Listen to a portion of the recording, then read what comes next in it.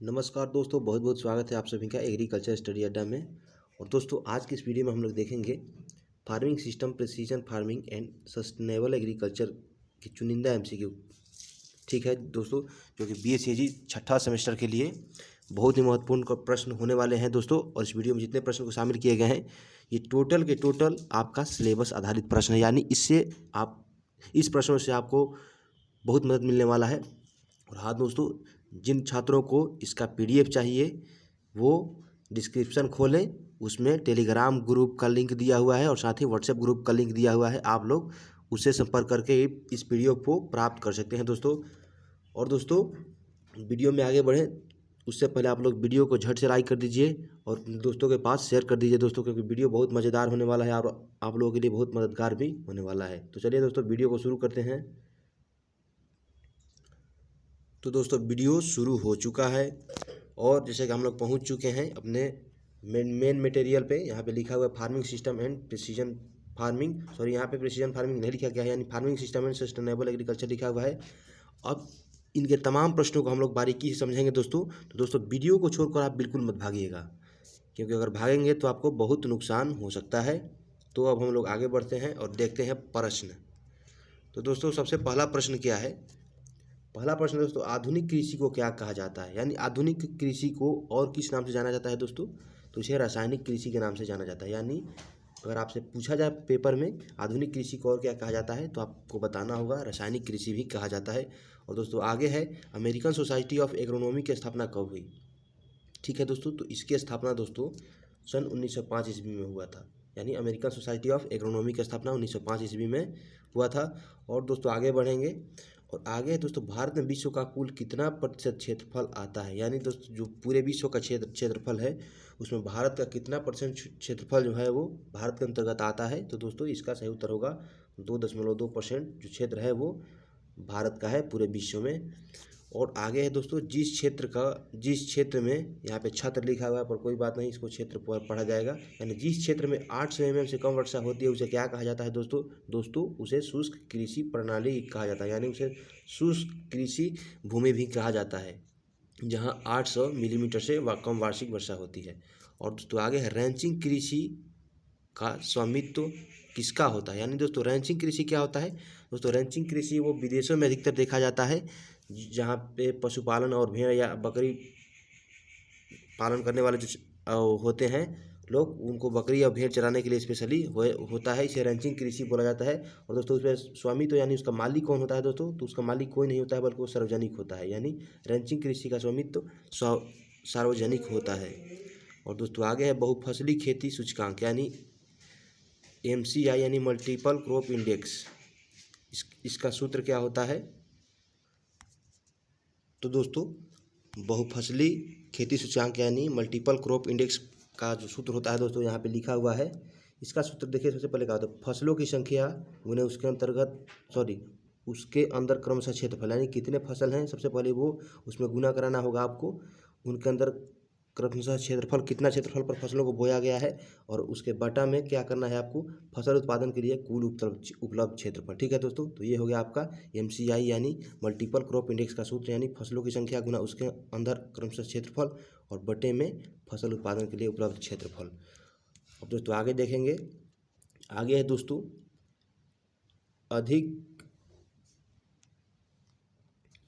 अधिक अन्न उपजाऊ अभियान कब शुरू हुआ? यानी दोस्तों ये एक अभियान था जिसका नाम था अधिक अन्न उपजाऊ। ये कब शुरू हुआ दोस्तों? ये दोस्तों शुरू हुआ था आपका सन 1947 ईस्वी में। यानी आप इसको याद करने के लिए आसान तरीका बना लीजिए, जब देश आज़ाद हुआ था उस समय क्या हुआ था दोस्तों, अधिक अन्न उपजाऊ कार्यक्रम या अभियान शुरू हुआ था। और दोस्तों आगे है, भारत में कुल कितने कृषि जलवायु क्षेत्र हैं? दोस्तों ये प्रश्न बहुत महत्वपूर्ण है, आप लोग इसको ध्यान से देखिए और समझिए। इसमें आपसे पूछा जा रहा है, आपसे पेपर में भी पूछा जा सकता है, क्योंकि दोस्तों बहुत महत्वपूर्ण है और आपके सिलेबस में भी दिया हुआ है इसके बारे में पढ़ने के लिए। तो आपसे पूछा जा सकता है भारत में कुल कितने कृषि जलवायु क्षेत्र हैं दोस्तों? तो दोस्तों इसका सही उत्तर होगा, आपको देना होगा दोस्तों, योजना आयोग 1989 के अनुसार 15 कृषि जलवायु क्षेत्र हैं। कितने हैं दोस्तों? भारत में कुल 15 कृषि जलवायु क्षेत्र हैं। किसके अनुसार दोस्तों? ये योजना आयोग 1989 के अनुसार। यानी योजना आयोग ने 1989 में ये निर्धारित किया था कि भारत के टोटल जो है जलवायु क्षेत्र वो 15 भागों में हैं।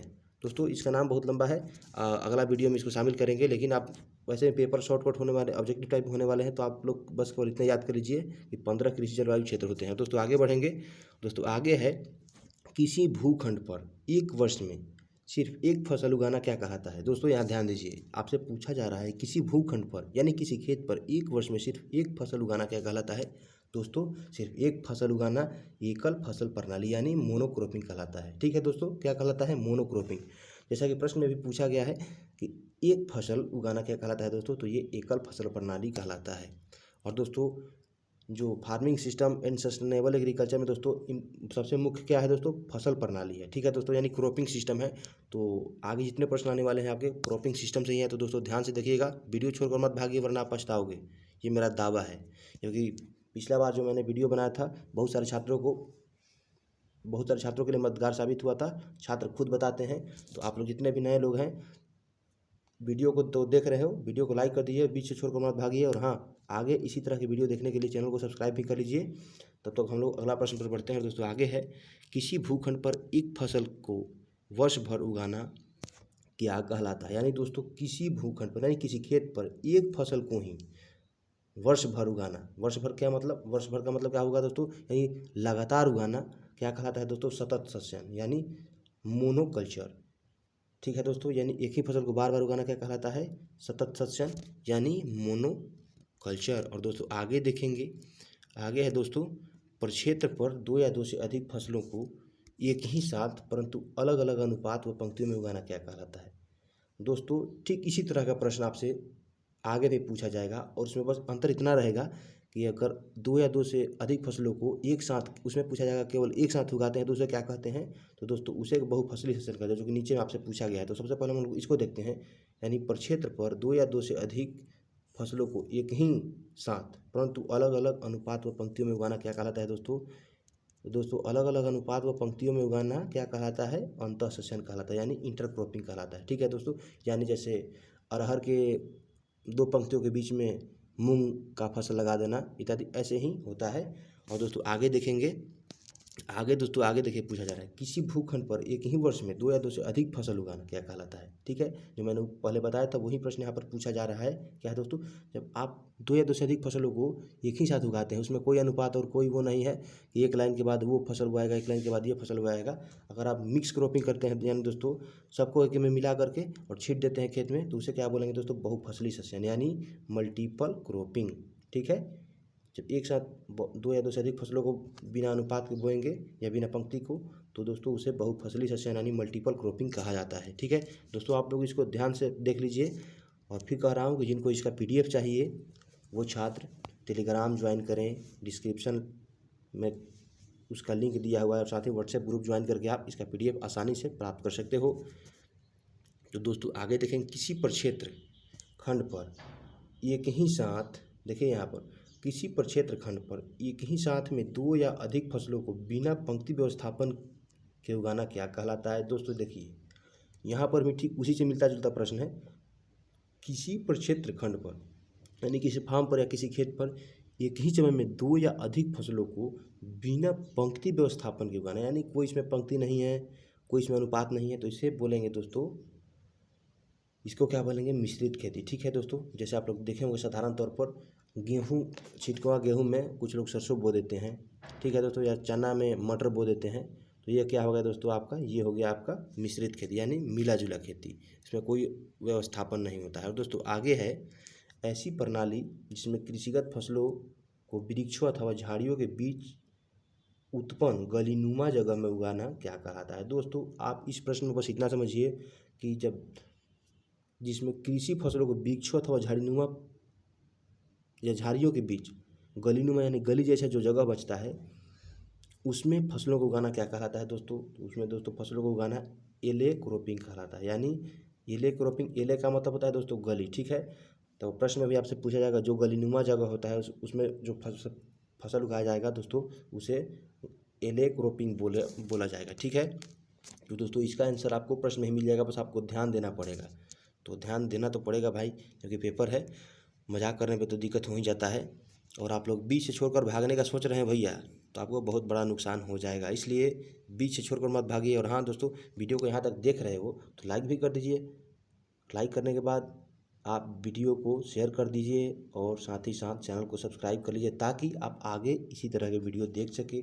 और दोस्तों हम लोग आगे बढ़ेंगे, और आगे बढ़ेंगे तो दोस्तों क्या है, जंगलों की कटाई के उपरांत फसल उगाना तथा मृदा का उर्वरता गिर जाने के बाद इसी प्रक्रिया को पुनः अपनाना क्या कहलाता है। यानी दोस्तों आप लोग इस प्रश्न को समझे होंगे तो ठीक है, वरना मैं समझाता हूँ। जंगलों की कटाई के उपरांत फसल उगाना, यानी कहीं जंगल है उसको काट कर फसल आप उगा रहे हो, तथा मृदा का उर्वरता गिर जाने के बाद इसी प्रक्रिया को पुनः अपनाते हो। यानी आप तो जंगल काट कर फसल उगाए और कुछ दिन तक फसल उगाए, तो वहाँ का जो मृदा का उर्वरता है वो घट गया, गिर गया, तो आप लोग फिर इसी प्रक्रिया को अपनाए, मतलब फिर कहीं और जंगल काटे और वहाँ पर फसल उगाए। यानी आप इसी प्रक्रिया को लगातार कर रहे हो, जंगल काट करके फसल उगा रहे हो, और मृदा का उर्वरता गिर जाने पर फिर नए जंगल काट रहे हो। तो दोस्तों इसको कहते हैं दोस्तों स्थानांतरित खेती, यानी शिफ्टिंग कल्टीवेशन। ये अधिकतर क्या होता है दोस्तों, ये आपके नॉर्थ ईस्ट में होता है, पूर्वोत्तर राज्यों में होता है, भारत के उधर सिक्किम और अरुणाचल साइड में, ठीक है। और दोस्तों आगे देखेंगे, कृषि के प्रकार निम्नलिखित हैं। दोस्तों कृषि ही तो है जो आज तक एग्रीकल्चर के छात्रों का पीछा नहीं छोड़ा है। भाई छोड़ेगा कैसे? कृषि एग्रीकल्चर ये इतना ज़रूरी चीज़ है, और हम लोग इसी के लिए तो पढ़ रहे हैं। तो देखिए आपको ये पूछा जा रहा है कृषि के प्रकार क्या है। तो दोस्तों कृषि के निम्नलिखित प्रकार है। यहाँ पर सबसे यहाँ पर लिखा हुआ है दोस्तों, जो पहला प्रकार है दोस्तों विशिष्ट कृषि, ठीक है। और अगला प्रकार है दोस्तों बहुप्रकारीय कृषि, और दोस्तों मिश्रित कृषि आगे है, और इसके आगे है दोस्तों शुष्क कृषि, सिंचित कृषि एवं रेंज कृषि। ये आपको ये जो आप क्रॉप सिस्टम या फसल प्रणाली पढ़ेंगे तो उसमें आपको जो कृषि का प्रकार दिया हुआ है farming system in sustainable agriculture में, वो ये दिया हुआ है विशिष्ट कृषि, जैसा कि यहाँ पर लिखा हुआ है विशिष्ट कृषि, बहुप्रकारीय कृषि एवं मिश्रित कृषि, शुष्क कृषि, संचित कृषि एवं रेंज कृषि। ये सभी के सभी क्या है दोस्तों, ये कृषि के प्रकार हैं दोस्तों। तो शायद अब वीडियो यहीं पे ख़त्म होने वाला है। तो दोस्तों आप लोगों से रिक्वेस्ट है, वीडियो को झट से लाइक कर दीजिए और चैनल को सब्सक्राइब कर लीजिए। और हाँ, PDF लेने के लिए तो आपको व्हाट्सएप ग्रुप ज्वाइन करना ही पड़ेगा। तो जाइए झट से डिस्क्रिप्शन खोलिए, व्हाट्सएप ग्रुप ज्वाइन कीजिए। मिलते हैं अगली वीडियो में, तब तक के लिए जय किसान और जय कृषि विज्ञान।